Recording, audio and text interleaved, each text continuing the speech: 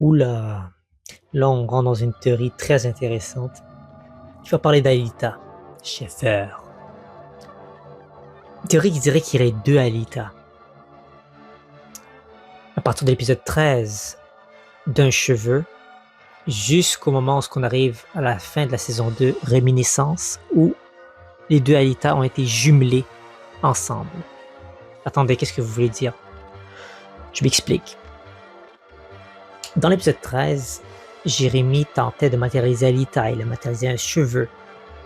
Là, il a réalisé qu'il a fait une faute de manipulation et si Alita rentre dans les scanners pour désactiver la tour de l'attaque d'Exana, elle va être dématérialisée à jamais.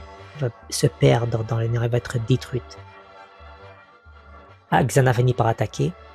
Le pire se produit, elle doit désactiver la tour pour sauver le collège Kazik de l'attaque de Xana qu'elle avait fait. Et donc, Alita est effacée. Elle décide, elle n'a pas le choix, elle décide de le faire, de désactiver la tour, elle met tous les autres en avant. Et rendre le scanner, elle est dévirtualisée à jamais, dans le sens qu'elle est effacée. Yumi dit à Jérémy, tu as dit que le code génétique d'Alita était contenu dans ses cheveux, et si on le recréait, ce code? Elle n'a pas dit le rematérialiser, le code, mais le recréer, le reconfigurer. Jérémy s'exécute, Alita réapparaît sur l'écran, et la première chose qu'elle dit, je suis prête pour matérialisation, comme si elle avait aucun souvenir de ce qui s'est passé avant, et on doit lui expliquer ce qui s'est passé. Elle comprend pourquoi les gens sont émus. Ça, c'est une nouvelle. À ce moment-là, l'Alita qu'on connaissait d'avant n'existe plus. En fait, elle existe, mais dans un fichier dans la corbeille. Vous savez, dans l'ordinateur, il y a la corbeille, c'est un fichier dans cette corbeille-là. Et donc, cette Alita vient d'être créée toute pièce. Donc, oui, toute l'Alita qu'on a vue dans le reste de la saison 1, toute la saison 2, jusqu'à la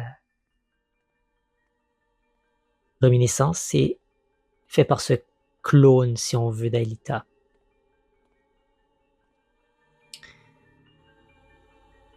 Comme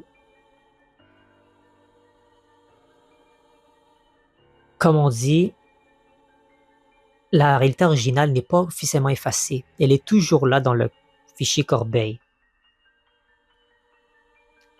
C'est une sorte d'intelligence artificielle. Elle a été plutôt recréée et non restaurée. Voilà la nuance. Recréée mais non restaurée.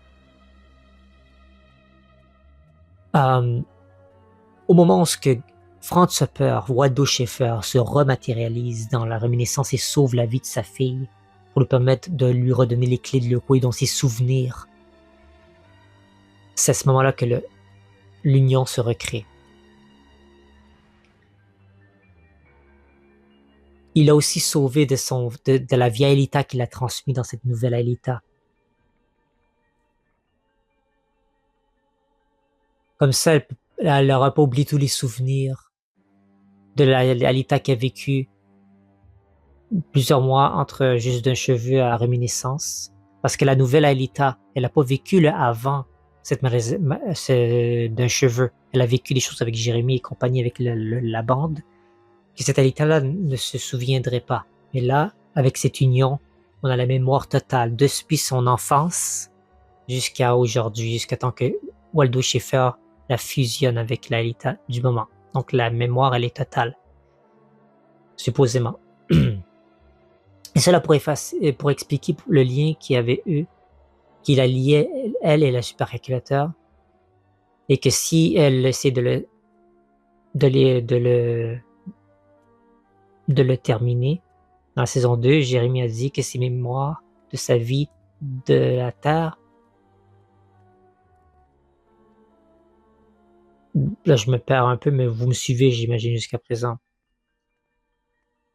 La raison pourquoi elle est liée au supercalculateur, c'est pas nécessairement à cause du virus, comme il disait, mais c'est à cause de la clé qui était toujours emprisonnée dans l'autre Alita.